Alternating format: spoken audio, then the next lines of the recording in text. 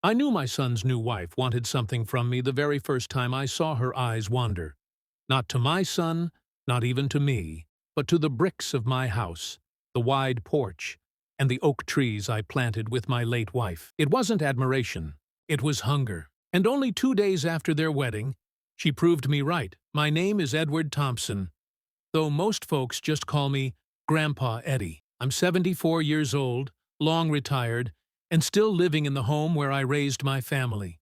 I built its foundation with my own hands when I was young and strong, and my wife Margaret filled it with love. Though she's been gone 10 years now, her presence lingers everywhere, in the garden she planted, in the wallpaper she chose, in the kitchen where we once laughed until midnight. That house isn't just wood and brick, it's memory, it's love, it's my life. When my son Michael told me he was marrying a young woman named Rebecca, I gave her the benefit of the doubt. She was beautiful, polished, much younger than Michael, with her designer purse always hanging from her arm. But I quickly noticed the cracks. She never asked me about my life.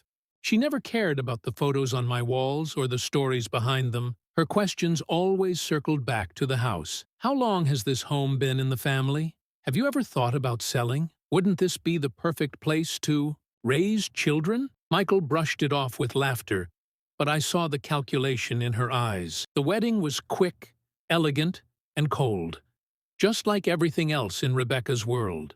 During my toast, when I spoke about love being patient and selfless, I swear I saw irritation flash across her face. 2 days later, my fears became real. I was sitting with a cup of tea when there came a sharp knock at the door. Rebecca stood, there in a cream suit, her hair pinned tight, a notary beside her with a leather briefcase. "Good afternoon, Edward," she said smoothly. "This is Mr. Callahan. We're here to go over the transfer of your house." I blinked. Transfer of my what? The notary pulled out a stack of documents. Rebecca tapped them lightly. "Michael and I need somewhere proper to start our life together. This place is far too big for you. All you have to do is sign, and the deed will be in our name." I set my teacup down so hard it rattled. "Young lady, this house is mine. I built it with my own 2 hands. You have no right, no decency, to ask for it." Her polished smile cracked, revealing the steel beneath. "Don't be dramatic. You're old, living alone. Wouldn't you rather downsize? You wouldn't want to be a burden, would you?" That word, burden, burned through me. I stepped closer, my voice firm. "Tell Michael if he wants to talk about this house, he can come himself. But you, get off my porch before I call the police."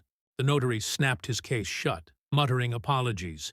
Rebecca's glare was ice. "This isn't over," she hissed, before storming away. That night, my phone rang. Michael's voice was heavy. "Dad, Rebecca told me you yelled at her. She brought a notary and tried to trick me into signing over my house." I snapped. There was silence.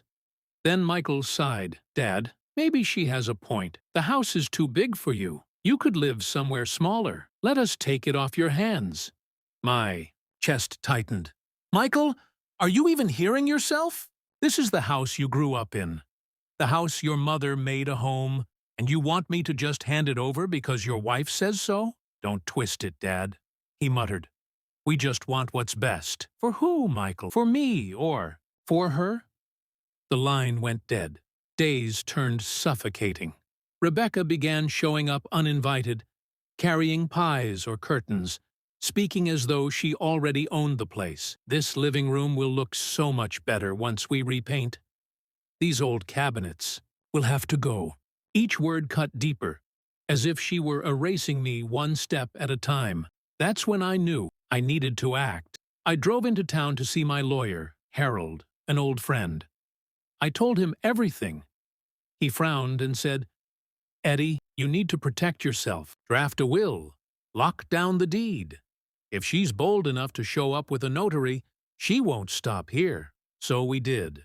I signed new papers making it clear this house could not be touched while I lived. And when I was gone, it would belong to Oliver, my grandson, Michael's boy from his first marriage. That child loved this home as much as I did. Summers in the treehouse I built, winters by the fireplace, listening to my stories. He would cherish it. The very next week, Rebecca returned, this time dragging Michael with her. "Dad," he began nervously, "Rebecca and I think it's time. You shouldn't be living here alone. Just sign the papers." I stood tall in the doorway, the will tucked safely upstairs. "No, Michael, this house is mine. And one day, it will be Oliver's. Not yours, not hers. If you can't respect that, then you are not the son I raised." Rebecca's face twisted with fury. "You selfish old man! You'd rather give it to a child than your own son and his wife?" I met her glare without flinching. "Better a child who loves it than an adult who only sees dollar signs." Michael looked torn, but Rebecca yanked his arm and spat, "We'll see about this," before dragging him away. That night, I sat on the porch, the sun sinking behind the oak trees Margaret and I planted so long ago. For the first time in weeks, I felt peace. Rebecca could scheme all she wanted. Michael could waver. But I had taken my stand. This house, the house Margaret and I built together, would remain safe. It would stay in the family, passed to the one who truly cherished it. And as the crickets sang and the evening breeze rustled the leaves, I whispered to my wife's memory, "Don't worry, Margaret, our home is safe." If this story kept you hooked until the very end, please like this video and subscribe to my channel so you never miss another story of betrayal, resilience, and justice. And tell me in the comments, where are you listening from? I love seeing how far these stories travel.